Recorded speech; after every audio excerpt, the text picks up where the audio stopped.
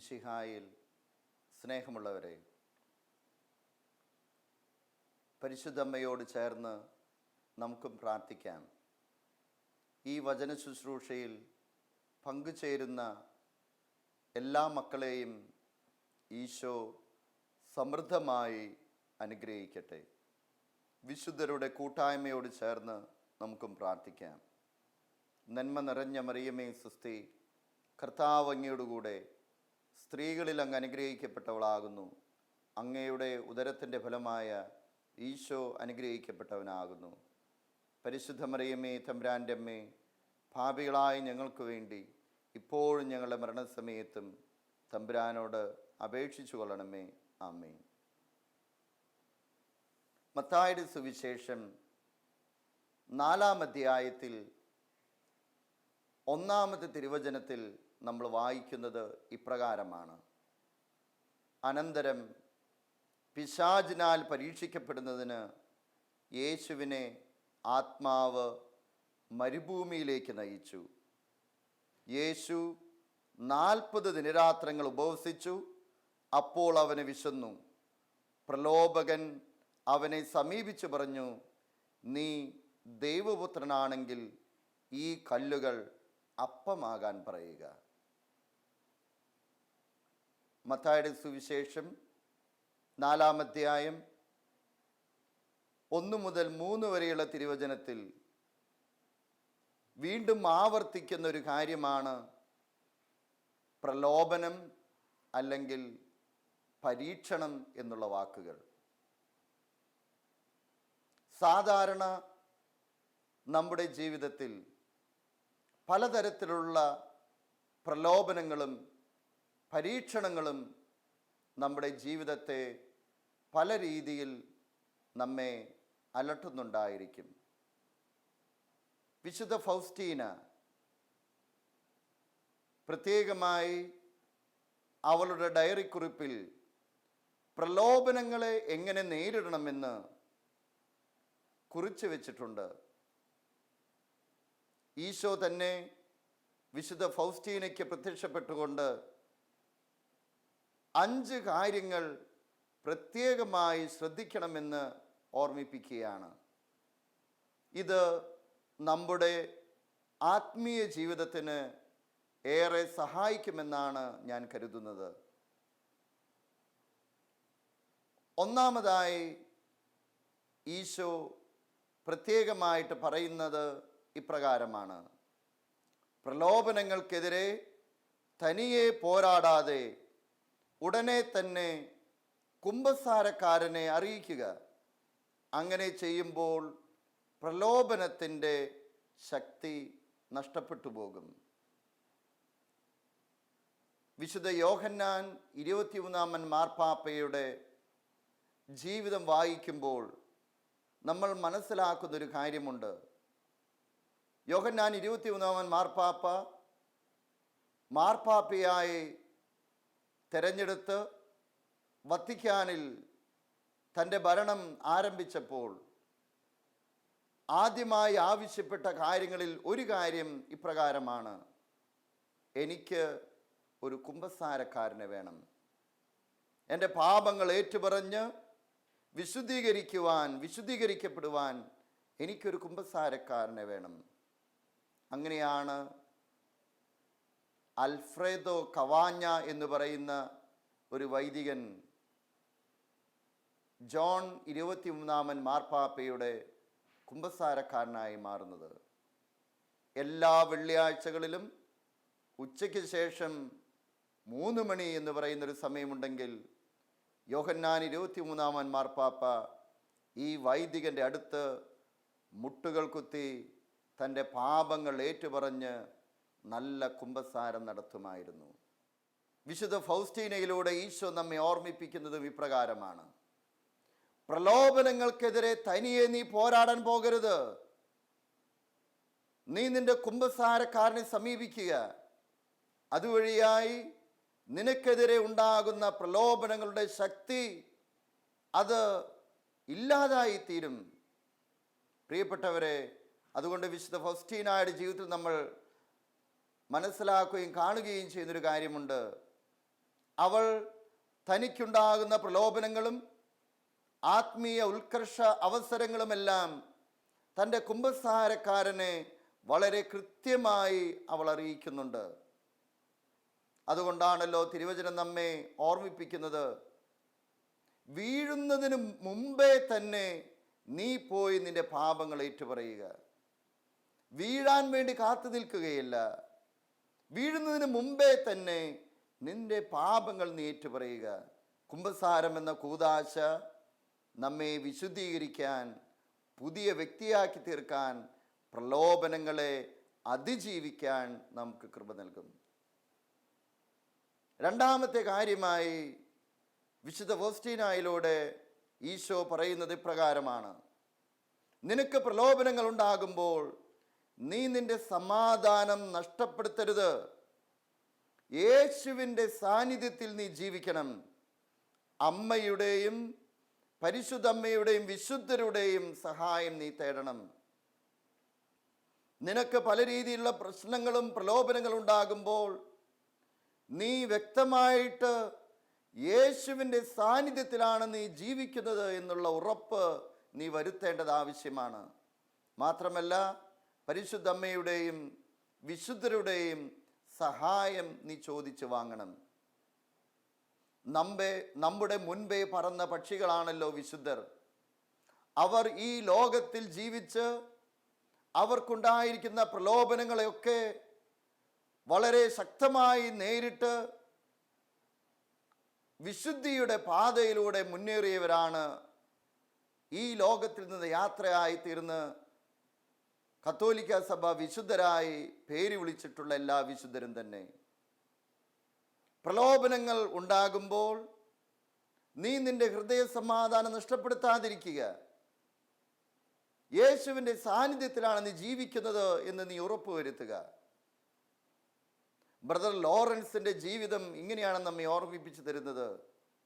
ദൈവ സാന്നിധ്യ സ്മരണയിൽ നിരന്തരം ജീവിക്കാൻ പരിശ്രമിച്ച വ്യക്തിയാണ് ബ്രദർ ലോറൻസ്. ബ്രദർ ലോറൻസ് ഒരു കുശിനിപ്പണിക്കാരനായിരുന്നു. ബ്രദർ ലോറൻസ് പറയുന്നത് ഇപ്രകാരമാണ്: ഞാൻ തീയിൽ പുതിയ വിറകുകൾ വയ്ക്കുമ്പോൾ ഞാനിങ്ങനെ ഹൃദയത്തിൽ പ്രാർത്ഥിക്കും, ആ വിറക് കത്തിയെരിയുന്നത് പോലെ എൻ്റെ ഹൃദയം ദൈവസ്നേഹത്താൽ ജ്വലിക്കട്ടെ എന്ന്. ഏതെങ്കിലും തരത്തിലുള്ള പ്രലോഭനങ്ങൾക്ക് അല്ലെങ്കിൽ അശുദ്ധ ചിന്തകൾക്ക് ഞാൻ അടിമയാകുമ്പോൾ ഉടനെ തന്നെ ഞാൻ മുട്ടുമടക്കി നിലം ചുംബിക്കും. മുട്ടുമടക്കി നിലം ചുംബിച്ച് ഞാൻ അവിടെ നിന്ന് എഴുന്നേൽക്കുന്നത് ഒരു രാജാവിന് സദൃശമായാണ്. എൻ്റെ പ്രലോഭനങ്ങളും പരീക്ഷണങ്ങൾക്കുള്ള സാഹചര്യവും അപ്പോൾ തന്നെ വിട്ടുപോകുന്നതായി ബ്രദർ ലോറൻസ് സാക്ഷ്യപ്പെടുത്തുന്നുണ്ട്. പ്രിയപ്പെട്ടവരെ, യേശുവിൻ്റെ സാന്നിധ്യത്തിൽ മാത്രമാണ് നീ ജീവിക്കുന്നതെന്ന് ഉറപ്പുവരുത്തുക. പരിശുദ്ധ അമ്മയുടെ സഹായം തേടുക. പരിശുദ്ധ അമ്മയ്ക്ക് പ്രത്യേകമായിട്ടുള്ള കൃപയുണ്ട് പാപത്തിൽ വീഴാതെ നമ്മെ കാത്ത് സംരക്ഷിക്കാൻ. വിശുദ്ധരുടെ കൂട്ടായ്മ നീ തേടുക. ഇതാണ് രണ്ടാമത്തെ കാര്യമായി പ്രലോഭനങ്ങൾക്കെതിരെ നീ എങ്ങനെ പോരാടണമെന്ന് ഈശോ വിശുദ്ധ ഫൗസ്റ്റീനായിലൂടെ നമ്മെ പഠിപ്പിക്കുന്നത്. മൂന്നാമത്തെ കാര്യം ഇപ്രകാരമാണ് ഈശോ ഓർമ്മിപ്പിക്കുന്നത്: നിനക്ക് പ്രലോഭനങ്ങൾ ഉണ്ടാകുമ്പോൾ, പരീക്ഷകൾ ഉണ്ടാകുമ്പോൾ ഞാൻ നിന്നെ നിരീക്ഷിക്കുന്നുണ്ട് എന്നും ഞാൻ നിന്നെ സഹായിക്കുന്നുണ്ടെന്നും നിനക്കുറപ്പുണ്ടായിരിക്കണം. തിരുവചനത്തിൽ നമ്മൾ വായിക്കുന്നുണ്ടല്ലോ, യേശുവും ശിഷ്യന്മാരും. ഈശോ ശിഷ്യന്മാരെ വിട്ടുകൊണ്ട് മലയിലേക്ക് പ്രാർത്ഥിക്കാനായിട്ട് പോകുന്നു. ഇതാ ശിഷ്യന്മാർ തനിച്ച് കടലിൻ്റെ മറുകരയിലേക്ക് യാത്ര ചെയ്യുന്നു.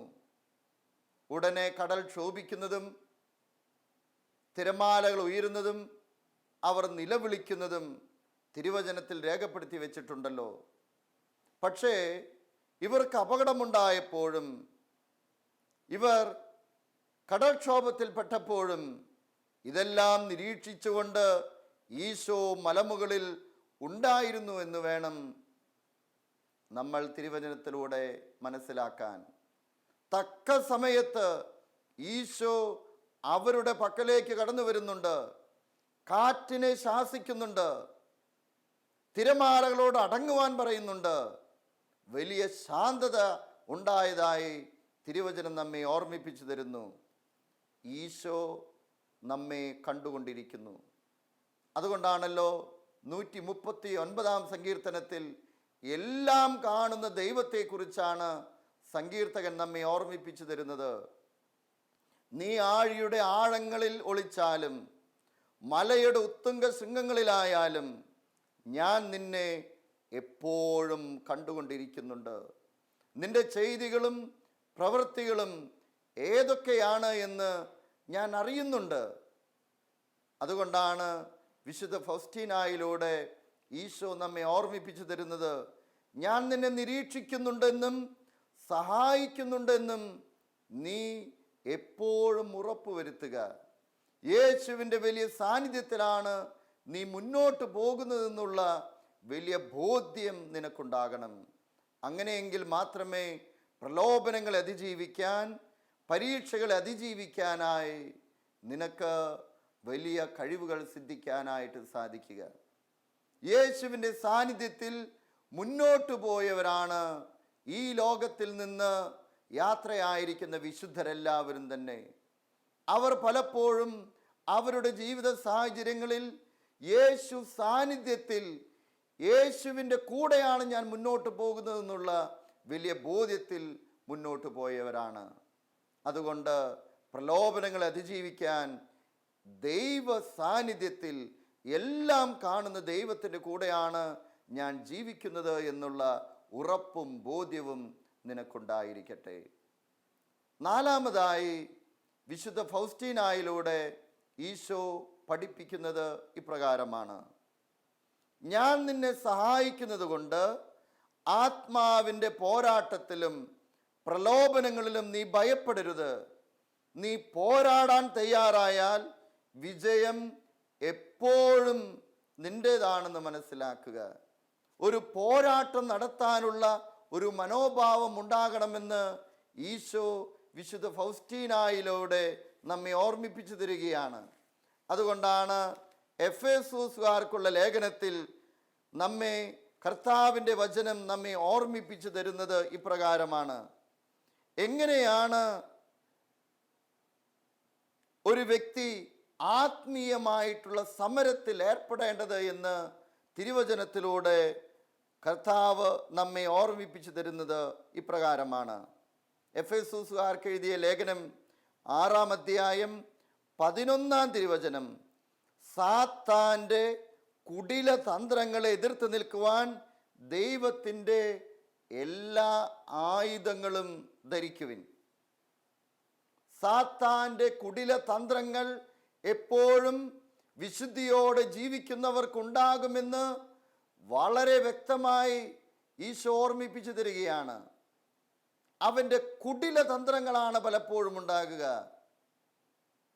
പലപ്പോഴും ബാഹ്യമോടിയിൽ നന്മയാണെന്ന് വിചാരിക്കുന്നതിൻ്റെ ഉള്ളിൽ പലപ്പോഴും തിന്മ കുത്തി നിറച്ചിട്ടായിരിക്കും കുടില തന്ത്രവുമായി സാത്താൻ പ്രത്യക്ഷപ്പെടുക. അതുകൊണ്ട് ആത്മീയമായിട്ടുള്ളൊരു സമരത്തിൽ നീ ഏർപ്പെടണമെന്ന് തിരുവചനം നമ്മെ ഓർമ്മിപ്പിക്കുകയാണ്. ആത്മീയമായിട്ടുള്ള കരുത്ത് നിനക്കുണ്ടാകണമെന്ന് തിരുവചനം ഓർമ്മിപ്പിക്കുകയാണ്. അതുകൊണ്ട് വീണ്ടും തിരുവചനം നമ്മെ പഠിപ്പിക്കുന്നത് ഇപ്രകാരമാണ്: അതുകൊണ്ട് എല്ലാ കുടില തന്ത്രങ്ങളെയും എതിർത്ത് നിൽക്കാൻ ദൈവത്തിൻ്റെ എല്ലാ ആയുധങ്ങളും നീ ധരിക്കണം. ഒരു പോരാളി, ഒരു പടയാളി എങ്ങനെയാണ് ശത്രുവിനെ നേരിടാനായിട്ട് പോകുന്നത്? ഒരു പോരാളിയുടെ കയ്യിൽ ശത്രുവിനെ നേരിടുവാനുള്ള എല്ലാ ആയുധങ്ങളും ഉണ്ടായിരിക്കും. തിരുവചനം ഓർമ്മിപ്പിച്ചു തരുന്നത് ഇപ്രകാരമാണല്ലോ: നമ്മൾ മാംസത്തിനും രക്തത്തിനും എതിരായിട്ടല്ല, പ്രഭുത്വങ്ങൾക്കും ആധിപത്യങ്ങൾക്കും ഈ അന്ധകാര ലോകത്തിൻ്റെ അധിപന്മാർക്കും സ്വർഗീയ ഇടങ്ങളിൽ വർത്തിക്കുന്ന തിന്മയുടെ ദുരാത്മാക്കൾക്കുമെതിരായാണ്. അതുകൊണ്ട് ഒരു ആത്മീയ പോരാളിയായി നല്ല പോരാട്ടം നടത്തുവാൻ ഉറച്ചിരിക്കണമെന്ന് വിശുദ്ധ പൗലോസ്ലീഹായിലൂടെ ഈശോ നമ്മെ പഠിപ്പിക്കുന്നുണ്ട്, ഓർമ്മിപ്പിച്ചു തരുന്നുണ്ട്. ഏതൊക്കെ തരം ആയുധങ്ങളാണ് നീ ധരിക്കേണ്ടത് എന്നുകൂടെ ഈശോ തുടർന്ന് ഓർമ്മിപ്പിക്കുകയാണ്. സത്യം കൊണ്ട് അരമുറുക്കണം, നീതിയുടെ കവചം ധരിക്കണം, സമാധാനത്തിന് സുവിശേഷമാകുന്ന പാദരക്ഷ ധരിക്കണം, ദുഷ്ടന്റെ ജ്വലിക്കുന്ന കൂരമ്പുകളെ കെടുത്തുന്നതിന് നിങ്ങളെ ശക്തരാക്കുന്ന വിശ്വാസത്തിൻ്റെ പരിചയം എടുക്കണം, രക്ഷയുടെ പടത്തൊപ്പി അണിയണം, ദൈവവചനമാകുന്ന ആത്മാവിൻ്റെ വാലെടുക്കണം. ഇങ്ങനെ ഒരു നല്ല പോരാട്ടത്തിന് തയ്യാറാകുന്ന വ്യക്തിക്ക് മാത്രമേ പ്രലോഭനങ്ങളെ അതിജീവിക്കാനായിട്ട് സാധിക്കുകയുള്ളൂ എന്ന് വിശുദ്ധ ഫൗസ്റ്റീനായിലൂടെ ഈശോ നമ്മെ ഓർമ്മിപ്പിച്ചു തരികയാണ്. ഞാൻ നിന്നെ സഹായിക്കുന്നത് കൊണ്ട് ആത്മാവിൻ്റെ പോരാട്ടത്തിലും പ്രലോഭനങ്ങളിൽ നീ ഭയപ്പെടരുത്. പോരാടാൻ തയ്യാറായി കഴിഞ്ഞാൽ വിജയം എപ്പോഴും നിൻ്റേതാണെന്ന് നീ മനസ്സിലാക്കുക. പോരാടാനുള്ള ആയുധങ്ങൾ നീ സ്വീകരിച്ചുകൊണ്ട് പൊരുതാൻ തന്നെ നീ തയ്യാറായിക്കൊള്ളുക. അപ്പോൾ ഞാൻ നിന്നെ സഹായിക്കുകയും വിജയം നിൻ്റേതായിരിക്കുമെന്ന് വിശുദ്ധ ഫൗസ്റ്റീനായിലൂടെ ഈശോ ഓർമ്മിപ്പിച്ചു തരികയാണ്. പ്രിയപ്പെട്ടവരെ, ഒരു ആത്മീയ സമരത്തിലാണ് ഒരു ക്രിസ്ത്യാനി എപ്പോഴുമായിരിക്കുന്നത്. അവൻ്റെ ആത്മീയ ജീവിതത്തിന് എതിരെ വരുന്ന ശത്രുക്കളോട് പോരാടുവാൻ വേണ്ടി നല്ലൊരു സമരത്തിലായിരിക്കണമെന്ന് തിരുവചനം നമ്മെ ഓർമ്മിപ്പിച്ചു തരുന്നുണ്ടല്ലോ. ഏത് സാഹചര്യത്തിലായാലും ഏത് നിമിഷങ്ങളിലായാലും ഇതുപോലുള്ള ശത്രുവിൻ്റെ ആക്രമണം ഉണ്ടാകുമെന്നുള്ളത് ഉറപ്പ് തന്നെയാണ്. പ്രലോഭനങ്ങൾ ഉണ്ടാകാതിരിക്കുക വിഷമകരമാണ് എന്നാണ് ഈശോ നമ്മെ വചനത്തിലൂടെ പഠിപ്പിക്കുന്നത്. പ്രലോഭനങ്ങൾ ഏത് സമയവും ഈ ലോകത്തിൽ ജീവിക്കുന്നിടത്തോളം കാലം ഉണ്ടാകുമെന്ന് ഈശോ നമ്മെ ഓർമ്മിപ്പിച്ചു തരുന്നുണ്ട്. പക്ഷേ അതിനെതിരെ നീ എങ്ങനെയാണ് പോരാടുന്നത് എന്നതാണ് നിന്നെ മറ്റുള്ളവരിൽ നിന്നും വ്യത്യസ്തനാക്കി മാറ്റുന്നത്. അതിനു വേണ്ടുന്ന ആത്മീയ സമരത്തിന് വേണ്ടുന്ന ആയുധങ്ങളെല്ലാം നീ ധരിക്കുകയും നല്ല പോരാട്ടം നടത്തുകയും ചെയ്യണം. അങ്ങനെ നല്ല പോരാട്ടം നടത്താൻ നീ തയ്യാറായി കഴിഞ്ഞാൽ വിജയം സുനിശ്ചിതമാണെന്നാണ് ഈശോ ഫൗസ്റ്റീനായിലൂടെ ഓർമ്മിപ്പിച്ചു തരുന്നത്.